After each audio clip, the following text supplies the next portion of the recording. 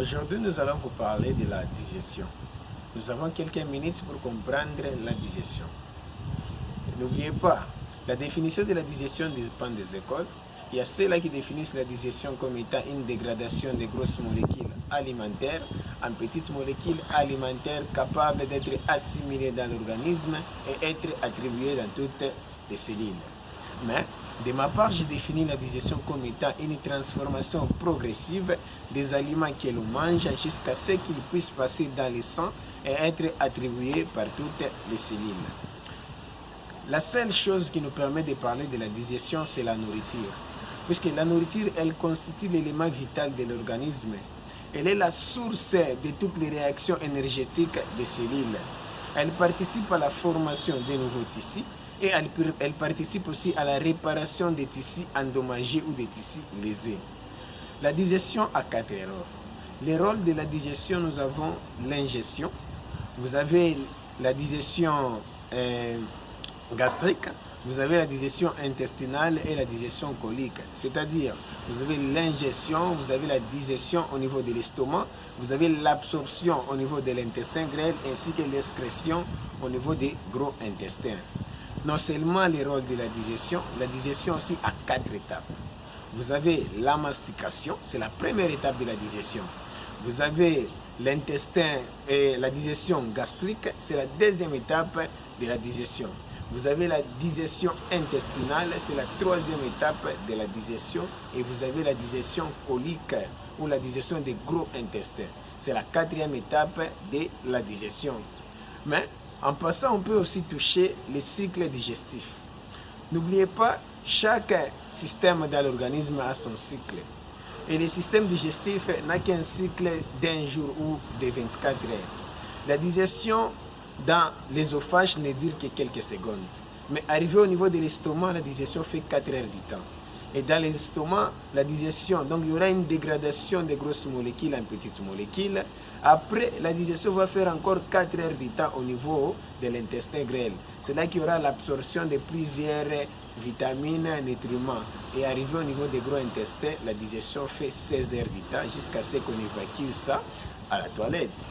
Alors, comment se passe la digestion? J'avais dit que la digestion n'a que 4 étapes.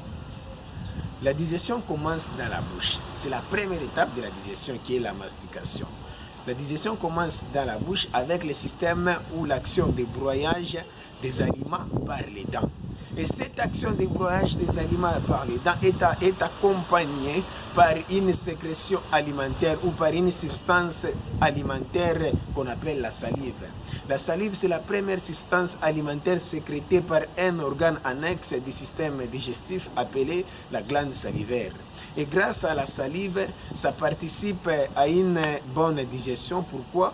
Parce que les aliments broyés ou les aliments mastiqués seront faciles à avaler. La salive permet de changer des aliments mastiqués ou des aliments broyés à une masse alimentaire appelée bol alimentaire. Quand la nourriture sera avalée, ensuite ça va passer par l'ésophage. Arrivé au niveau de l'estomac, c'est là qu'il y aura la sécrétion de l'acide chlorhydrique. Cet acide chlorhydrique permet aussi la dégradation ou la décomposition de cette bol alimentaire en se transformant en une masse alimentaire liquide appelée chyme alimentaire. Donc cette nourriture broyée au niveau des dents, ça avait le nom d'une bol alimentaire. Arrivé au niveau de l'estomac, ça change directement le nom avec l'action de broyage ou de la digestion gastrique appelée chyme alimentaire.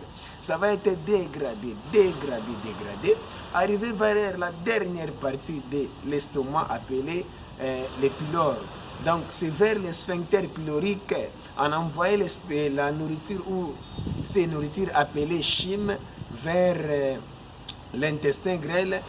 Et c'est là que vous aurez aussi la participation des autres organes annexes appelés pancréas, le foie, la vésicule biliaire. Il y aura une sécrétion enzymatique de ces organes-là qui vont participer à la digestion.